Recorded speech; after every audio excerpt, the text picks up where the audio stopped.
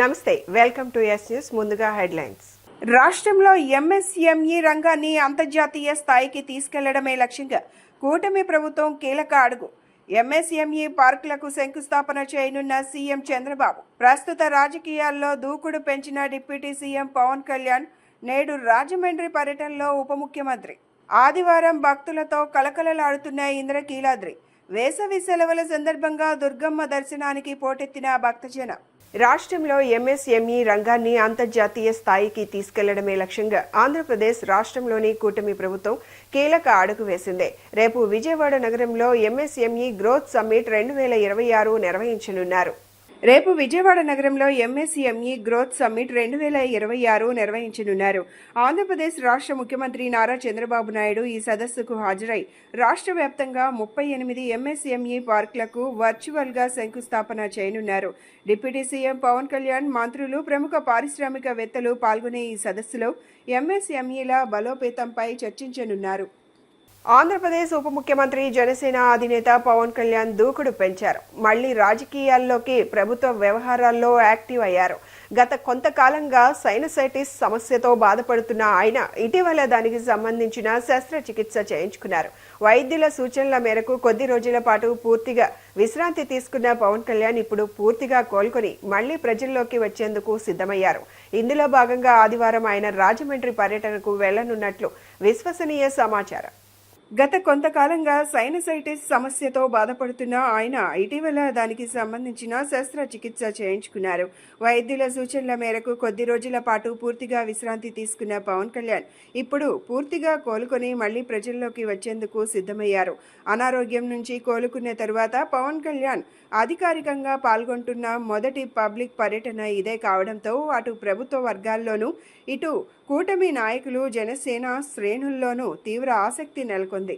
Guinness world రికార్డ్స్లో ఒకే కుటుంబానికి చెందిన తాతపూడి ఆరాధన, తాతపూడి అభిషేక్, తాతపూడి జీవన్ జాయ్, తాతపూడి వరలక్ష్మి స్థానం సంపాదించడం అత్యంత అరుదైన విషయమని ఎమ్మెల్యే బోండా ఉమామహేశ్వరరావు కొనియాడారు. సంగీతం వంటి కళారూపాలు క్రమశిక్షణ, ఏకాగ్రత మానసిక వికాసాన్ని పెంపొందిస్తాయని, చిన్నప్పటి నుంచే పిల్లలను కళల వైపు ప్రోత్సహించడం ఎంతో అవసరమని తెలిపారు. విజయవాడ నగరానికి, ముఖ్యంగా సెంట్రల్ నియోజకవర్గానికి తాతపూడి కుటుంబం మంచి గుర్తింపు తీసుకొచ్చిందని అభినందించారు. బీఆర్టీఎస్ రోడ్లోని సెంట్రల్ నియోజకవర్గ శాసనసభ్యుల వారి కార్యాలయంలో విజయవాడ సెంట్రల్ నియోజకవర్గం 30వ డివిజన్ మధ్యఘట్ట ప్రాంతానికి చెందిన తాతపూడి కుటుంబ సభ్యులను ప్రభుత్వ విప్, సెంట్రల్ నియోజకవర్గ శాసనసభ్యులు బోండా ఉమామహేశ్వరరావు అభినందించి సన్మానించారు. గత ఫిబ్రవరి 2వ తేదీన హైదరాబాద్లో గిన్నిస్ వరల్డ్ రికార్డ్స్ ఆధ్వర్యంలో నిర్వహించిన అంతర్జాతీయ కీబోర్డ్ సంగీత కార్యక్రమంలో ప్రపంచంలోని 22 దేశాలకు చెందిన సుమారు 2000 మంది కీబోర్డ్ వాయిద్యకారులు పాల్గొని గంట సేపు నిరంతరాయంగా కీబోర్డ్ వాయించి విశేష ప్రతిభ కనపరిచారు. విజయవాడ హల్లెల్ మ్యూజిక్ స్కూల్ ఆధ్వర్యంలో ఇటీవల నిర్వహించిన ప్రత్యేక అభినందన సభలో ప్రశంసా పత్రాలు అందజేయడం జరిగింది. ఈ గిన్నిస్ వరల్డ్ రికార్డులో ఒకే కుటుంబానికి చెందిన తాతపూడి ఆరాధన, తాతపూడి అభిషేక్, తాతపూడి జీవన్ జాయ్, తాతపూడి వరలక్ష్మి స్థానం సంపాదించడం అత్యంత అరుదైన విషయమని బోండా ఉమామహేశ్వరరావు కొనియాడారు. ఒకే ఇంటి నుంచి నలుగురు అంతర్జాతీయ స్థాయిలో ప్రతిభ కనపరచడం ప్రతి తల్లిదండ్రికి, ప్రతి విద్యార్థికి ఆదర్శంగా నిలుస్తుందని పేర్కొన్నారు. సెంట్రల్ నియోజకవర్గ శాసనసభ్యులు బోండా ఉమామహేశ్వరరావు ఎల్లప్పుడూ పేద ప్రజలకు అండగా ఉంటారని తెలుగుదేశం పార్టీ యువ నాయకులు బోండా రవితేజ తెలిపారు. ప్రజలకు ఎటువంటి కష్టం వచ్చినా సంకోచం లేకుండా తెలియచేయాలని సూచించారు. విజయవాడ సెంట్రల్ నియోజకవర్గ శాసనసభ్యులు బోండా ఉమామహేశ్వరరావు ఆశీస్సులతో తాను మార్గదర్శిగా ప్రజలకు మరింత చేరువగా సేవా కార్యక్రమాలు నిర్వహిస్తున్నామని తెలిపారు. 32వ డివిజన్ శాంతినగర్ ఫస్ట్ లైన్ చివర హృదయాలను హత్తుకునే సేవా కార్యక్రమాలు నిర్వహించబడ్డాయి. తెలుగుదేశం పార్టీ యువ నాయకులు బోండా రవితేజ మార్గదర్శిగా గత 2 సంవత్సరాల క్రితం హార్ట్ ఆపరేషన్ అనంతరం తీవ్ర ఇన్ఫెక్షన్ కారణంగా కాలు తొలగించాల్సి వచ్చిన తాటిపత్తి ఆదినారాయణను స్వయంగా వారి నివాసానికి వెళ్లి పరామర్శించి వారి ఆరోగ్య పరిస్థితిని తెలుసుకుని P4 పథకం ద్వారా 9,000 విలువైన వీల్ చైర్ను అందజేశారు. అలాగే తెలుగుదేశం పార్టీ కార్యకర్త మట్ట రవికుమార్ గత 20 సంవత్సరాలుగా పెరాలసిస్ సమస్యతో బాధపడుతూ ఆటో డ్రైవర్గా కుటుంబాన్ని పోషిస్తున్న విషయం తెలుసుకున్న బోండా రవితేజ ఇటువంటి క్లిష్ట పరిస్థితుల్లో ఆ కుటుంబానికి అండగా నిలుస్తూ నెలవారీ నిత్యావసర సరుకులు బియ్యం బస్తా అందచేయడంతో పాటు తన సొంత నిధుల నుండి 5,000 ఆర్థిక సాయాన్ని కూడా వారి కుటుంబానికి అందించారు.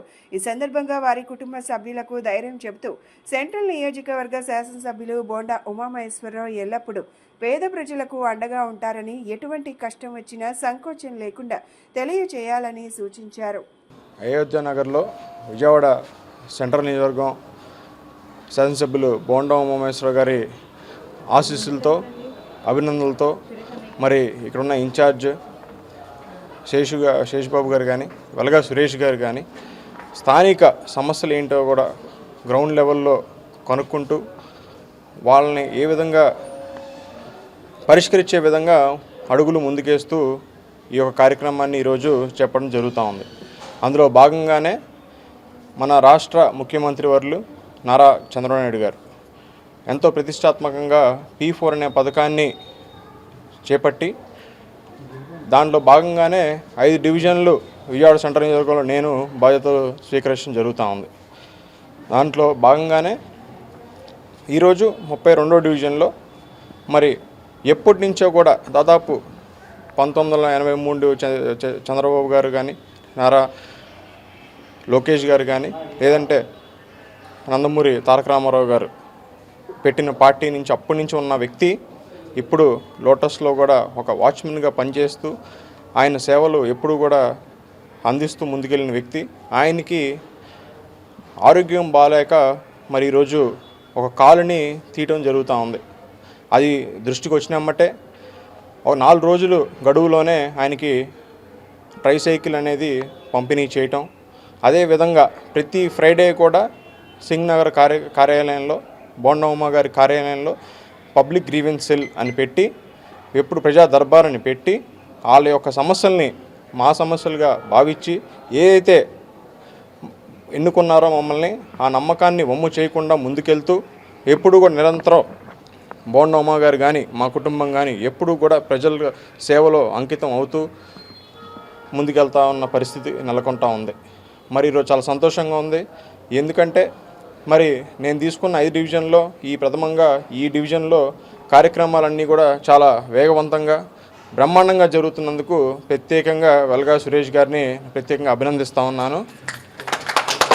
ఇలాంటి సేవలన్నీ కూడా రానున్న రోజుల్లో ముందుకి వేగవంతంగా జరగాలని చెప్పి ఎల్లప్పుడూ కూడా మా ఒక కృషి మీకు ఎప్పుడూ మేము అండగా ఉంటామని చెప్పి కూడా తెలియజేసుకుంటూ, అదే కాకుండా P4 అంటే కేవలం శాసనసభ్యులు వాళ్ళ కుటుంబమే కాదు, 10 మంది ఎవరైతే అర్హులు ఉన్నారో, ఎవరైతే పెద్దవాళ్ళు ఉన్నారో సమాజంలో 10 మందికి సేవ చేయాలంటే మీకు ఇదొక దారి అని చెప్పి కూడా ఈ సందర్భంగా తెలియజేసుకుంటా ఉన్నాను. మీరు చేసిన ప్రతి కృషి కూడా, మీరు చేసిన ప్రతి దానం కూడా ఖచ్చితంగా కూడా కలెక్టర్ కూడా మిమ్మల్ని మెచ్చుకుంటారని చెప్పి ఈ సందర్భంగా తెలియజేసుకుంటూ మీరందరూ కూడా ముందుకు రావాలి. అందుకే చంద్రబాబు నాయుడు గారు ప్రతిష్టాత్మకంగా ఈ యొక్క పథకాన్ని ముందుకు ప్రవేశపెట్టారని కూడా తెలియజేసుకుంటూ, దాతలందరూ కూడా ముందుకు వచ్చి సమాజంలో కష్టం పడుతున్న ప్రతి ఒక్కరికి కూడా మేము ఉన్నామని చెప్పి మీరందరూ కూడా రావాలని తెలియజేసుకుంటూ మీ అందరి దగ్గర సెలవు తీసుకుంటాం. పిల్లలు తమలోని నైపుణ్యాలను చిన్నతనం నుంచే పెంపొందించుకోవడం ద్వారా ఉజ్వల భవిష్యత్తును సొంతం చేసుకోవచ్చునని రెవెన్యూ శాఖ మంత్రి అనగాని సత్యప్రసాద్ తూర్పు నియోజకవర్గ ఎమ్మెల్యే గద్దె రామ్మోహన్ చెప్పారు. పిల్లలకు విద్యాపరంగా రీక్రియేషన్ పరంగా ఇలాంటి సమ్మర్ కోచింగ్ క్యాంపులను నిర్వహించడం అభినందనీయమన్నారు. పిల్లల్లో నైపుణ్యాలు పెంపొందించడానికి ఇలాంటి కార్యక్రమాలు దోహదం చేస్తాయన్నారు. ఆదివారం ఉదయం తూర్పు నియోజకవర్గ పరిధిలోని 13వ డివిజన్ న్యూ ఆర్టీసీ కాలనీలోని మదర్ తెరీసా మున్సిపల్ పార్క్ ఏరియాలో రెవెన్యూ శాఖ మంత్రి అనగాని సత్యప్రసాద్తో కలిసి తూర్పు నియోజకవర్గ ఎమ్మెల్యే గద్దె రామ్మోహన్ పర్యటించారు. పార్కు ఆవరణలో Lions club of Perala Ankineedu ఆధ్వర్యంలో విద్యార్థులకు నిర్వహిస్తున్న ఉచిత వేసవి క్యాంప్ 2026 ముగింపు కార్యక్రమంలో పాల్గొన్నారు. రెవెన్యూ శాఖ మంత్రి అనగాని సత్యప్రసాద్ మాట్లాడుతూ, పిల్లలకు విద్యాపరంగా రీక్రియేషన్ పరంగా ఇలాంటి సమ్మర్ కోచింగ్ క్యాంపులను నిర్వహించడం అభినందనీయమన్నారు.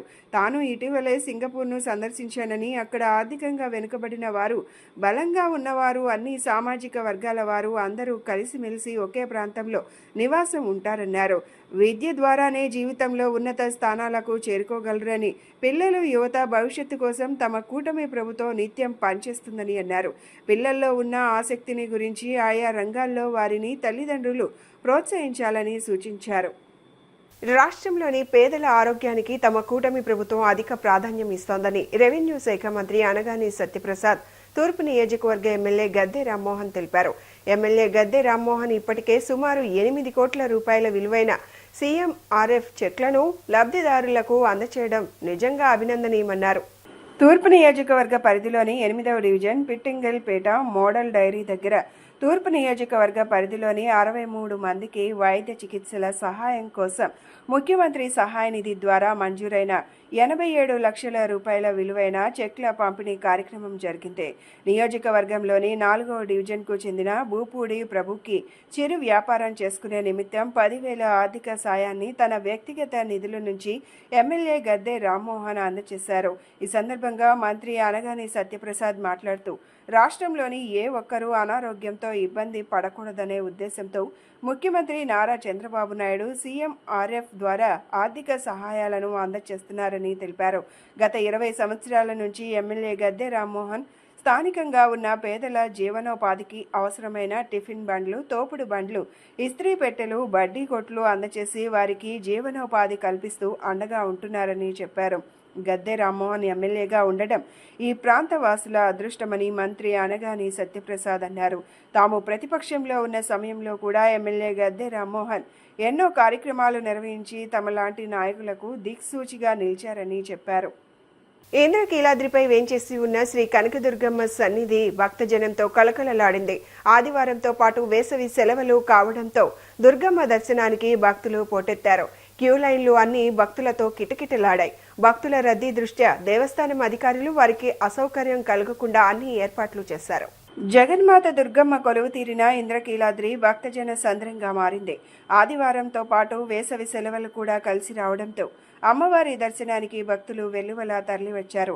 కొండపైకి వాహనాలను అనుమతించలేదు. సుదూర ప్రాంతాల నుంచి తరలివచ్చిన భక్తులు పావన కృష్ణానదిలో పుణ్య స్నానాలు ఆచరించి క్యూ మార్గాల ద్వారా ఇంద్రకీలాద్రికి తరలి వెళ్లారు. భక్తులకు తాగునీరు, మజ్జిగ పంపిణీ చేశారు. చిన్నపిల్లలకు పాలు అందజేశారు. దేవస్థాన ఈవో సీనా నాయక్, చైర్మన్ బొర్రా రాధాకృష్ణ ఆధ్వర్యంలో భక్తులకు అసౌకర్యం కలగకుండా అన్ని ఏర్పాట్లు చేశారు. భక్తులకు దర్శనమయ్యేలా చర్యలు చేపట్టారు. టీడీపీ మాజీ ఎమ్మెల్సీ బీటెక్ రవి వైసీపీ అధినేత జగన్ కుటుంబంపై తీవ్ర స్థాయిలో విమర్శలు గుప్పించారు. వైఎస్ కుటుంబం 3 తరాలుగా హత్య రాజకీయాలు చేస్తోందని, వారి రాజకీయ ఎదుగుదల వెనుక ఎన్నో హత్యలు ఉన్నాయని సంచలన వ్యాఖ్యలు, ఆరోపణలు చేశారు. మంగళగిరిలోని ఎన్టీఆర్ భవన్లో ఆదివారం ఏర్పాటు చేసిన మీడియా సమావేశంలో ఆయన మాట్లాడారు. ఈరోజు నేను మీ ముందుకొచ్చింది వైఎస్ కుటుంబం యొక్క అసలు స్వరూపాన్ని, వాళ్ళ 3 తరాల రక్త చరిత్రను ప్రజల ముందు ఉంచడానికి, హత్య రాజకీయాలకు కేర్ ఆఫ్ అడ్రస్గా నిలిచిన వైఎస్ కుటుంబం గురించి, వాళ్ళ రాజకీయ ఎదుగుదల వెనుక ఉన్న అరాచకాల గురించి మాట్లాడడానికే ఈ ప్రెస్ మీట్ పెట్టాను.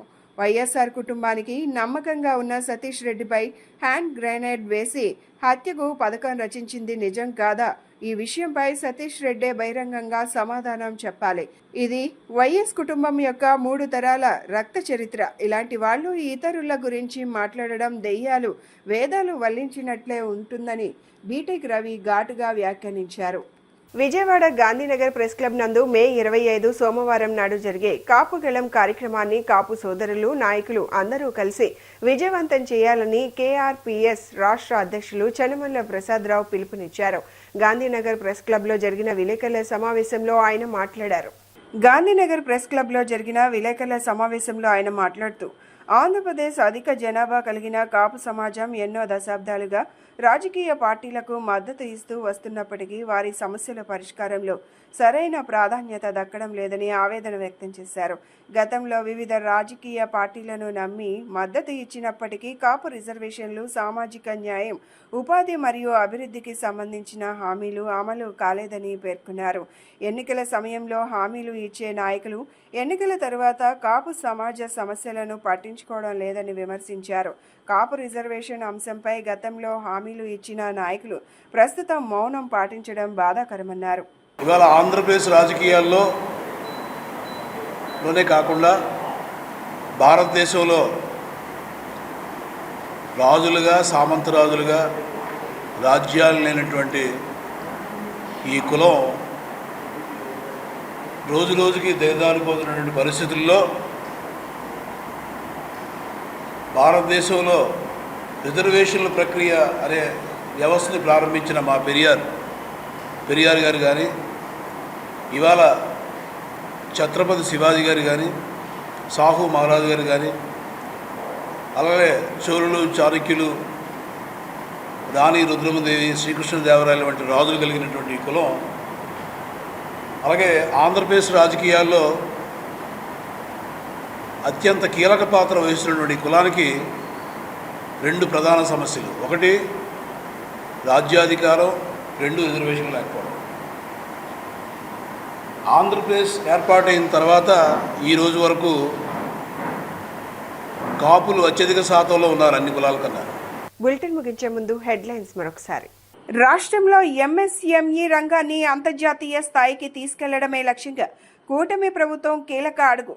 ఎంఎస్ఎంఈ పార్కులకు శంకుస్థాపన చేయనున్న సీఎం చంద్రబాబు. ప్రస్తుత రాజకీయాల్లో దూకుడు పెంచిన డిప్యూటీ సీఎం పవన్ కళ్యాణ్ నేడు రాజమండ్రి పర్యటనలో ఉప ముఖ్యమంత్రి.